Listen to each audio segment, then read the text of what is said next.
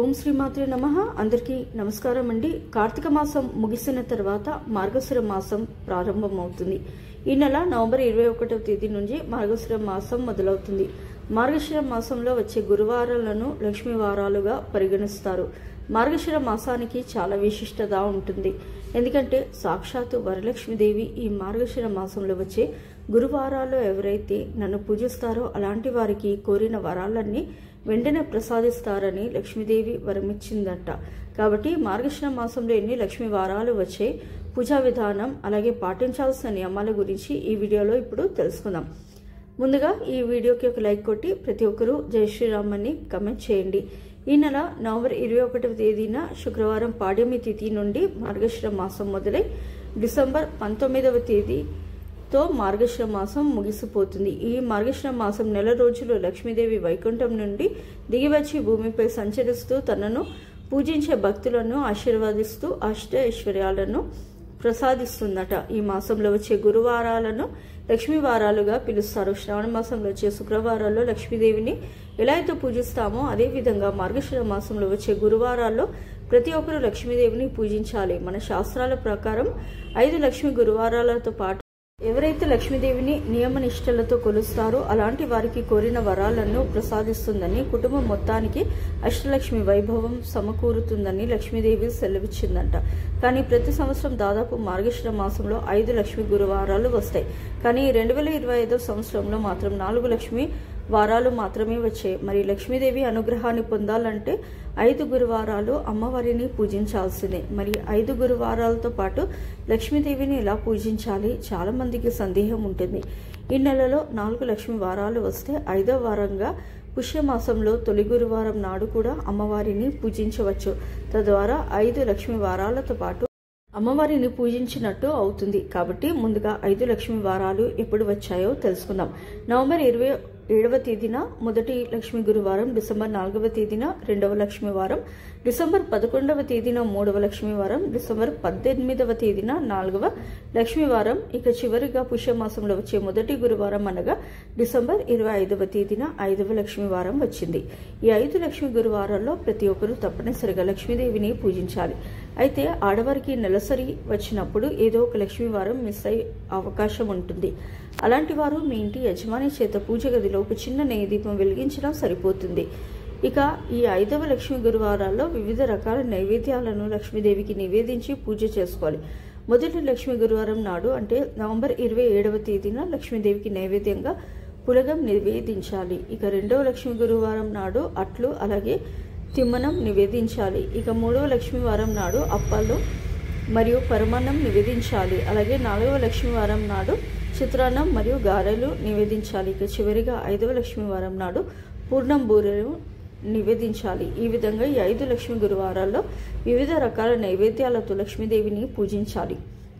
ఈ మార్గశిర మాసంలో ఎలాంటి నియమాలు పాటిస్తూ లక్ష్మీదేవిని పూజించాలో ఇప్పుడు తెలుసుకుందాం. కార్తీక మాసంలో ఎలా అయితే శివుని పూజిస్తామో అదేవిధంగా ఈ మార్గశిర మాసంలో ప్రతిరోజు లక్ష్మీదేవిని అలాగే విష్ణుమూర్తిని పూజించాలి. ప్రతిరోజు దీపారాధన చేయకపోయినా ప్రతి గురువారం నాడు లక్ష్మీదేవిని తప్పక పూజించాలి.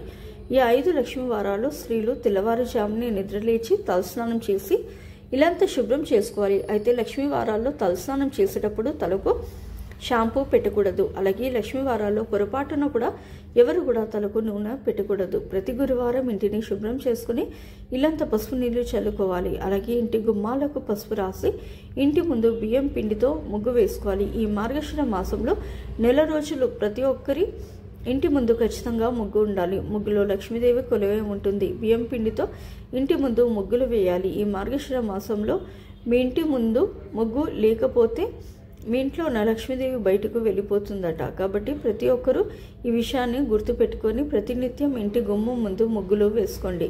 ఉదయం సూర్యుడు రాకముందే ఇంటి ముందు ముగ్గులు వేసేయాలి. అయితే ఈ పొరపాటును కూడా రాత్రి సమయంలో ముగ్గులు వేయకూడదు. ఈ నెలలో లక్ష్మీదేవిని విశేషంగా పూజిస్తాము. కాబట్టి ఒక చిన్న లక్ష్మీదేవి చిత్రపటాన్ని కానీ లక్ష్మీదేవి విగ్రహాన్ని కానీ తెచ్చుకొని పూజ గదిలో పెట్టుకోండి. ప్రతి లక్ష్మీ గురువారం నాడు లక్ష్మీదేవికి పాలతో అభిషేకం చేసి నమస్కారం చేసుకుంటే లక్ష్మీదేవి ఎంతో సంతోషిస్తుంది. ఇక లక్ష్మీదేవిని పూజించే స్త్రీలు తప్పకుండా సాంప్రదాయ వస్త్రాలు ధరించాలి. కాళ్ళకు పసుపు రాసుకొని చేతుల నిండా మట్టి గాజులు ధరించి పాపిట్లో కుంకుమ బొట్టు పెట్టుకొని నిండు ముత్తైదులా తయారీ లక్ష్మీదేవిని పూజించాలి. ఎర్ర గులాబీ పూలంటే లక్ష్మీదేవికి చాలా ప్రీతికరమైనవి. కాబట్టి గులాబీ పూలతో లక్ష్మీదేవిని పూజిస్తే భోగభాగ్యాలు చేకూరుతాయి. లక్ష్మీ వారాల్లో పూజ చేసే స్త్రీలు ఉదయం పూజ పూర్తయ్యే వరకు ఎలాంటి ఆహారాన్ని తినకూడదు. పూజ పూర్తయిన తర్వాతే ఆహారాన్ని తీసుకోవాలి. తొలి పూజ గణపతికి చేయాలి. కాబట్టి పసుపు గణపతిని తయారు చేసి లక్ష్మీదేవి ఫోటో ముందు పసుపు గణపతిని ప్రతిష్ఠించి గణపతికి పుష్పాలు నమస్కారం చేసుకుని తర్వాత లక్ష్మీదేవిని పూజించాలి. ఈ లక్ష్మీ గురువారాల్లో తప్పనిసరిగా ఆవు నెయ్యితో దీపారాధన చేయాలి. లక్ష్మీదేవి ముందు 2 నెయ్యి దీపాలు వెలిగించి అమ్మవారిని పూజించాలి. సాధారణంగా ఇంట్లో దీపారాధన చేసేటప్పుడు ఇత్తడి ప్రమిదలో దీపారాధన చేస్తాము. అయితే అత్యంత శక్తివంతమైన దీపాలలో పిండి దీపాలు ఒకటి. కాబట్టి ప్రతి లక్ష్మీ గురువారం నాడు 2 పిండి దీపాలు వెలిగించి కొద్ది దీపంలో 5 వత్తులు వేసి లక్ష్మీదేవిని పూజిస్తే మీ పూజలకు రెట్టింపు పుణ్య ఫలితం లభిస్తుంది. అలాగే మట్టి ప్రమిదలో కూడా దీపారాధన చేయవచ్చు. అలాగే లక్ష్మీదేవికి తప్పనిసరిగా తాంబూలం సమర్పించాలి. అలాగే మీకు వీలు కుదిరితే ప్రతి లక్ష్మీ వారం నాడు ఇంట్లో పూజ చేసుకుని మీ ఇంటికి ముత్తైదువులను పిలిచి వారికి తాంబూలం సమర్పించండి. ఈ విధంగా లక్ష్మీదేవిని పూజిస్తూ కనకధర స్తోత్రాన్ని చదవాలి. ప్రతి గురువారం కనకధర స్తోత్రం చదివితే చాలా మంచిది. అయితే కనకధర స్తోత్రం చదవలేని వారు ఓం శ్రీ మహాలక్ష్మీ దేవియే నమః అనే మంత్రాన్ని 108 సార్లు చదువుకోండి. ఈ విధంగా ఈ 5 లక్ష్మీ వారాలు ఉదయం అలాగే సాయంత్రం సమయంలో 2 పూటల లక్ష్మీదేవిని పూజించాలి. అలాగే తులసి కోటను కూడా తప్పకుండా పూజించాలి. తులసి కోటలో నెయ్యి దీపం వెలిగించి 5 ప్రదక్షిణాలు చేయాలి. ఎవరైతే ధనాన్ని కోరుకుంటారో అలాంటి వారు ప్రతి లక్ష్మీ గురువారం నాడు తులసి మొక్కకు పచ్చి పాలు సమర్పించి ప్రదక్షిణాలు చేయండి. ఆర్థికంగా బాగా అభివృద్ధి చెందుతారు. అలాగే ప్రతి గురువారం సాయంత్రం సమయంలో ఇంటి ముందు తప్పకుండా 2 దీపాలు వెలిగించాలి. ఇక ఈ మాసంలో వచ్చే ప్రతి గురువారం నాడు అలాగే శుచిగా ఉండాలి. ప్రతి గురువారం తలకు నూనె రాయకూడదు. అలాగే జుట్టు దువ్వుకోవడం చిక్కులు తీసుకోవడం చేయకూడదు. ప్రతి గురువారం చన్నీటితో తలస్నానం చేసి తమ జుట్టును ముడి వేసుకోవాలి. అంతేకాని తల దువ్వుకొని చిక్కు తీయకూడదు. అలాగే మధ్యాహ్న సమయంలో కూడా నిద్రపోకూడదు. ప్రతి గురువారం నాడు భార్యాభర్తలు బ్రహ్మచర్యం పాటించాలి. మార్గశిర మాసం 1 రోజుల పాటు మీ పూజ గదిలో ఉన్న లక్ష్మీదేవి ఫోటో ముందు పసుపు కుంకుమలు తప్పనిసరిగా ఉండాలి. పూజ గదిలో ఉన్న కుంకుమను స్త్రీలు తమ మంగళసూత్రానికి పెట్టుకుంటే దీర్ఘ సుమంగళి యోగం సిద్ధిస్తుంది. ఇక లక్ష్మీదేవికి అత్యంత ప్రీతికరమైన వాటిలో రాళ్ళ ఉప్పు ఒకటి. కాబట్టి ఒక గాజు గిన్నెలో నిండుగా రాళ్ళ ఉప్పును పోసి మీ ఇంటి ఈశాన్యంలో పెట్టుకోండి. వారానికి ఒకసారి ఆ ఉప్పును మారుస్తూ ఉండాలి. ఇంటి ఈశాన్యంలో రాళ్ళ ఉప్పు పెట్టుకుంటే మీ ఇంట్లో ఉన్న దరిద్ర దేవత బయటకు వెళ్ళిపోయి మీ ఇంట్లో వెంటనే